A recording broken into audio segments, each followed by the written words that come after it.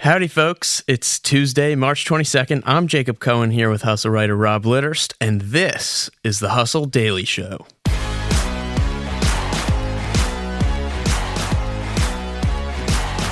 Later in today's episode, San Francisco, Austin, Miami, Toronto, or as the locals say, Toronto. The Canadian city is a sprawling tech metropolis and now hosts the third most tech workers in North America behind New York and Silicon Valley. How did this happen? We are going to discuss it. But before we get into that, as always, here are a few things you should know. Let's get crack-a-lackin'. Hey everybody, it's John from the Hustle Daily Show. Before we get into the show today, did you know that HubSpot launched an AI chatbot that helps you build awesome campaigns at scale with just a few prompts? It's called Campaign Assistant, and it's a totally free-to-use AI tool made for marketers and business leaders who spend hours a day on content creation. Campaign Assistant will transform the way that you build marketing campaigns at scale. Craft personalized emails, ads, and landing pages in just a matter of minutes. Just pick the content type, add the key selling points, and let the AI take it from there. And the best part, it works seamlessly with all of HubSpot's marketing and sales tools to scale your output across email, social, and more. So AI your way into the most effective campaigns yet at HubSpot.com/campaign-assistant. All right, Rob, what are you looking at? All right, so one of the first things that I saw today that really piqued my interest, and it kind of ties back to a conversation we had on the pod last week around EV chargers and the gas station of the future. So Porsche, which you may know is the luxury sports car maker. I am aware, yes. Oh yeah. The company announced that it wants 80% of its vehicles to be electric by 2030, which probably doesn't come as much of a surprise. There are a lot of auto companies who are making these kinds of promises and pronouncements. What's really different about this Porsche announcement is they also said that they are going to be developing their own charging stations. Okay. Of course, Tesla did this, and their charging network was a huge value add for people that bought Teslas because their chargers are literally everywhere.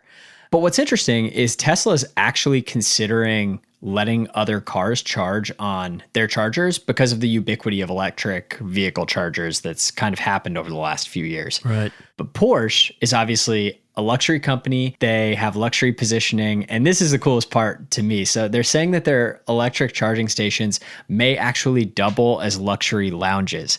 And we were talking about this last week, like what is the gas station of the future? This just feels so on brand for me for a luxury vehicle maker to have like this nice place where you can relax, charge your vehicle, maybe, I don't know, get a massage or something like that. Yeah.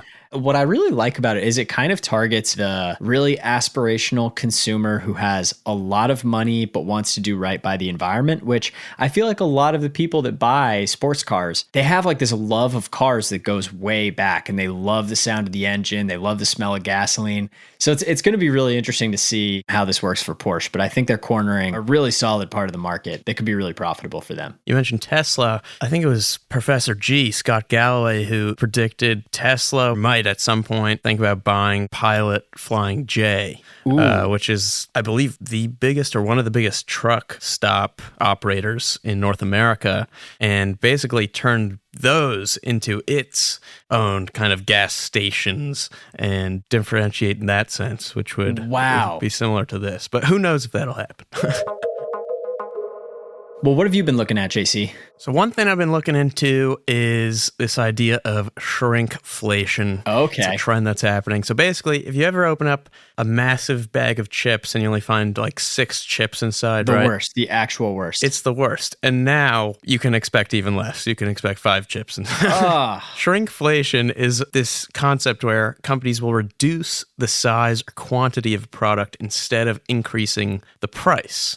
For one example, Snyder's honey mustard and onion pretzels. Love them. They made a new bag, and on it says things like big flavor, but if you look closely, the weight has dropped from 12 ounces to 11.25 ounces, and this is more and more common. There's this guy, Edward Dworsky, who's a consumer advocate, and he has a whole website where he identifies these instances of shrinkflation. and has these exposés of all these instances. And recent ones include things like Sun-Made raisins, Chobani Flip, toilet paper rolls going down in the number that of is a problem. Wipes you can do. That's an actual problem. It's an actual problem. But even chains are taking part in this. So Domino's, for example, in February said it's dropping the number of wings in its $7.99 special from 10 to 8. So it's a real thing. And what's funny is if you need a place to vent about this, there's actually a Shrinkflation subreddit with over 20,000 people. You're kidding me. It gets people heated. I kind of respect Snyder's spin zone of if they're going like bigger flavor, but we don't need as much weight anymore because there's just so much flavor in every pretzel. Like I kind of feel like you have to do something like that. But this is the worst. This is literally the worst thing that happens when you buy like a package of chips. You think you're going to get this entire bag and then it ends up being filled to like a quarter of the bag, and now it's just getting worse and worse. Yep. What else are you looking at? So everyone's favorite season is basically here, and I'm not talking about spring. I'm talking about tax season. The IRS is basically bracing for war and dealing with a ton of organizational challenges that I don't think a lot of people know about. The agency has a workforce of about 75,000 people, and that's the same size as it was in 1970. In the last decade, its budget has dropped about 20%. Its customer service workforce has shrunk more than 40%, while the number of individuals filing has gone up 7%. So these are conflicting trends, JC. These are conflicting trends. So a lot of people file for taxes. About 160 million tax returns will come in this year. As such, there are a lot of people who have to call the IRS for help or for solving whatever problems they have. And with all the craziness of the last couple of years, think stimulus checks, cryptocurrencies. Last season's call volume was almost 4 times what it was in 2018. And during one spike last March, the IRS received as many as 1,500 calls a second. Oh, good Lord. It's just, I don't even know how to comprehend that. And now they're trying to improve things. So they're hiring more. They're implementing automated bots on their website. And President Biden has called for an $80 billion injection into the agency, which he says would help raise hundreds of billions in lost tax revenue over a decade. But, folks on the other side say the agency's problems are proof it shouldn't be given more money. For people listening, I think all this is to say, maybe try getting your taxes done a tad early this year. And now I think it's time to talk about Canada. Let's do it. Okay, so if you've been on tech Twitter at all during the pandemic, you have probably seen Miami and Austin being hyped up as the next Silicon Valley, right? They're sunny hubs where people can basically work from the pool or beach, and they're both making this big kind of charge to try to drive tech workers. But according to the New York Times, Toronto is actually growing faster than both of those cities.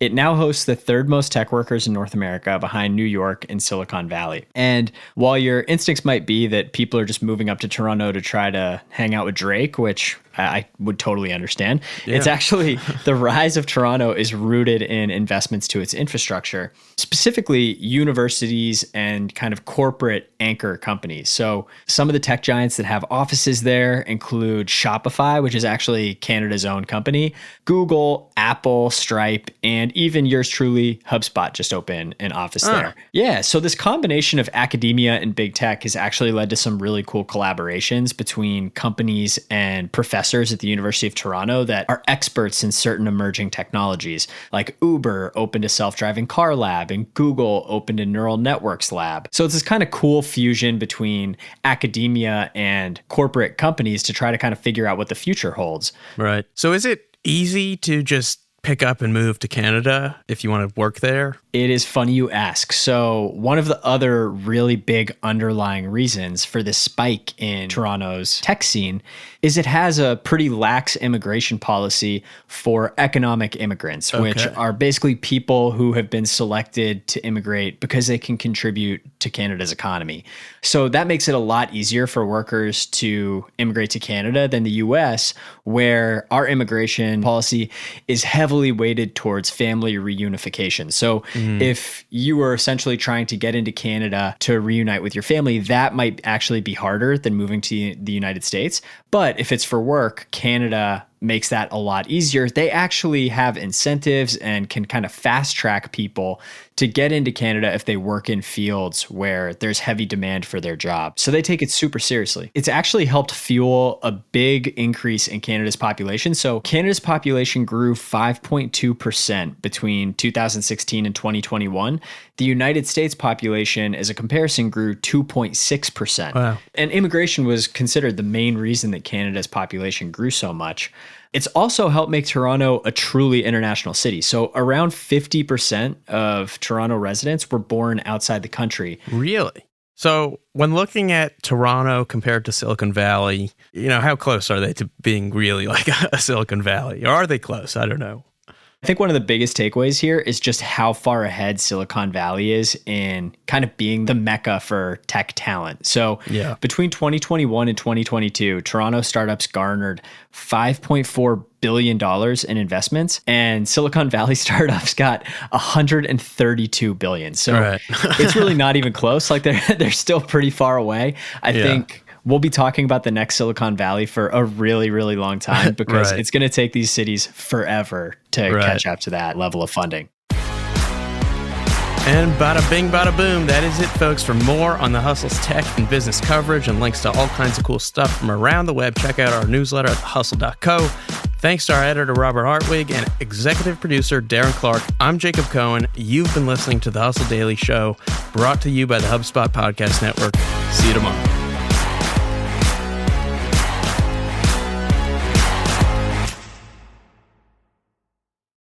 Hey guys, if you listen to the Hustle Daily Show on Google Podcasts, we want to let you know that the option will no longer be available pretty soon. Google is sunsetting its podcast app sometime in early 2024 in favor of YouTube Music, and we want to give you a heads up before it's too late, since that time's almost here. The Hustle Daily Show is available everywhere and anywhere that you listen to podcasts, like Apple Podcasts and Spotify. If you're using YouTube Music, we are there as well. If you're an Android fan, there are plenty of apps like Overcast, Pocket Casts, Player FM, and more. So just search for us wherever you decide to listen to your favorite podcasts.